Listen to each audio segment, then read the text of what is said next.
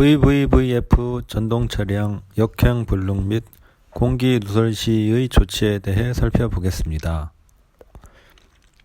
전동 차량 운행 중 여러 일회사항이 발생할 수 있지만 가장 난감한 것이 바로 역행 불능이지 않을까 합니다.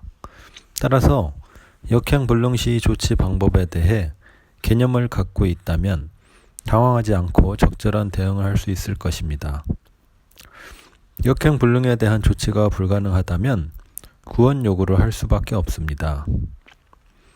전동 차량 역행 불능 원인은 크게 세 가지 정도로 구분할 수 있습니다. 정기적인 문제, 제동 문제, 마지막으로 출입문 문제입니다.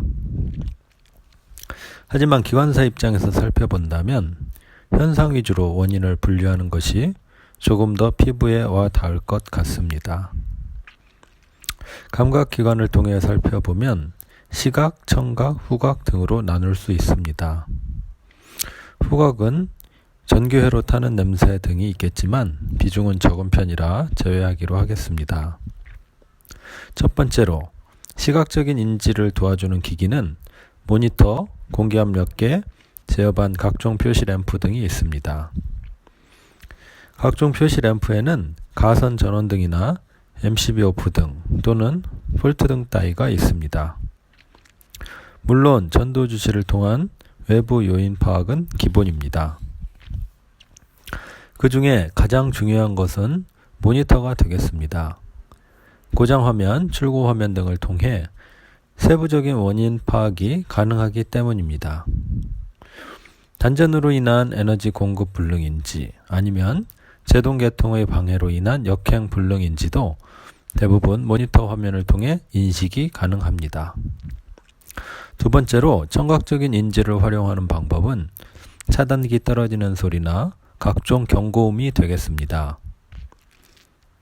ATS나 ATC, DSD 등등 운전 보안 장치에 문제가 생기는 경우 경고음이 동작됩니다. BVN이나 HCRN 등 차단기가 떨어져 비상제동이 체결되면 해당 차단기를 복귀시키고 제동 핸들을 7단 취급하여 비상제동 복귀 후 정상 운행하면 되지만 만일 차단기가 계속 트립될 경우는 후부에서 추진운전을 해야 할 수도 있습니다. 운전보안장치 문제의 경우엔 관제 승인으로 해당 기기를 무효화시키거나 EBCOS 등을 취급하여 역행이 가능하게 합니다. 하지만 시각적, 청각적 확인이 불가능한 경우도 있습니다. 바로 BR이나 HCR 같은 계전기 또는 접촉편 불량인 문제들입니다. 뚜렷한 표시가 없기 때문에 기관사가 원인을 알아채기 무척 어렵고 이런 경우는 후부에서 추진운전을 시도하는 수밖에 없습니다.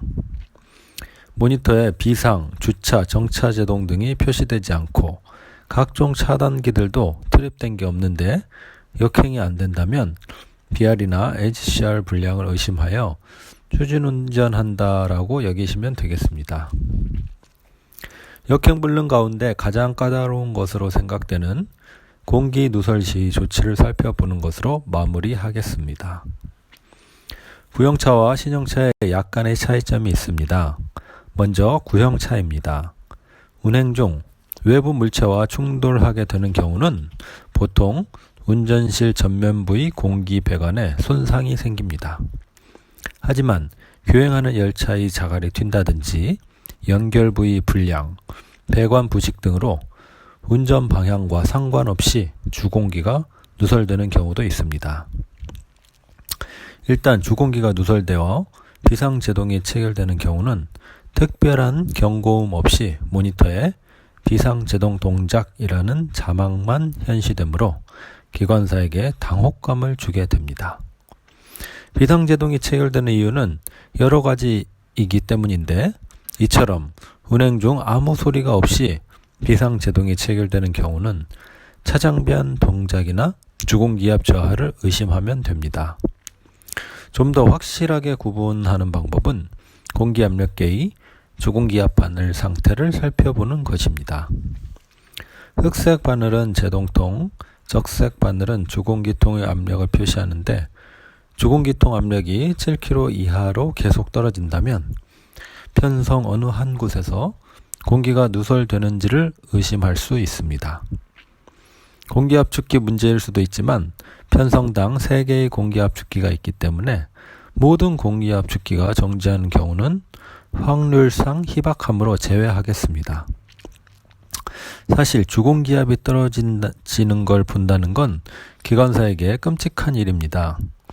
제동계통에 대한 개념이 확실하지 않다면 무얼 어떻게 해야 할지 막막할 수도 있습니다. VVVF 전동 차량은 제동에 대한 페일세이프 차원에서 주공기통 압력이 적정치 이하로 저하되면 TC차에 있는 MRPS가 개방되어 비상제동이 체결됩니다. 이것과 비슷한 역할을 하는 게 PVPS인데 이건 비상제동과는 상관이 없고 역행만 안 되게 합니다. 다시 말해서 주공기 압력이 저하되면 비상제동도 체결되고 역행도 안 된다는 것입니다. EBCOS를 취급하여 비상제동을 임시 개방하더라도 역행이 안 되니까 전부에서 운전할 수 없어 후부 추진운전을 해야 합니다. 다시 기관사가 주공기압 저하를 인지한 상태로 돌아와 조치 요령을 차근차근 살펴봅니다.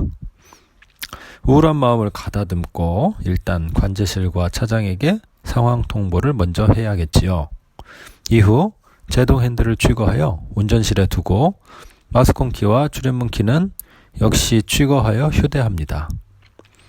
예전에는 운전실을 벗어날 때 제동 핸들도 가져가야 해서 불편했는데 지금은 개선되어 다행입니다. 역군해가 아닌 본선에서 운전실 밖으로 나갈 경우 반대편 열차를 특히 조심하여 공기 누설 개소를 점검합니다. TC차의 공기 누설이 가장 복잡하기 때문에 다른 차량은 생략하기로 하겠습니다. TC차 다음으로 M-차 차량 정도가 완전 부동 및 연장급전 등의 취급 때문에 조금 번거롭긴 합니다. 운전하던 TC 차량 하부에서 공기 누설 개소를 발견했다면 차간 MR코크를 차단하고 주차제동 수동원의 조치 후 운전실로 올라가면 됩니다. 불필요한 CM 구동을 정지시키기 위해 CMCN, CMGN을 오프합니다. 이로써 앞쪽 운전실에서 할 일은 모두 끝났습니다. 제동 핸들을 챙겨서 객실로 나가 TC차 승객을 다른 칸으로 분산시키고 TC차 출입문 8개 및 통로문을 쇠정한 후 후부 운전실로 이동합니다. 후부 운전실에서 중요한 것은 DIRS 및 EBCOS 취급입니다.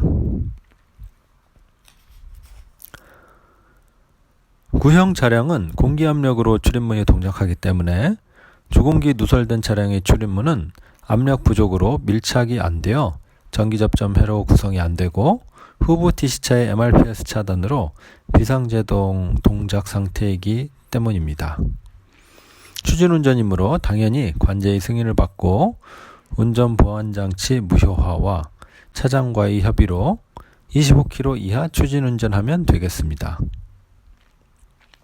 이상이 구형 차량 TC차 주공기 압력 저하 시 대처 요령이고 신형 차량의 경우 PVPS 개방을 바이패스할 수 있는 PVBS가 있으므로 CM 유니트 근처에 있는 MR코크를 막아주고 PVBS ON 하면 추진운전할 필요 없이 전방에서 운행이 가능한 이점이 있습니다. 출입문도 전기식이므로 설정할 필요 없겠습니다. 정리된 것만 보면 별거 아니지만 정작 그런 경우를 당하면 당황하게 마련이므로 가끔씩 이미지 트레이닝을 해두시면 업무에 보탬이 되리라 여겨집니다.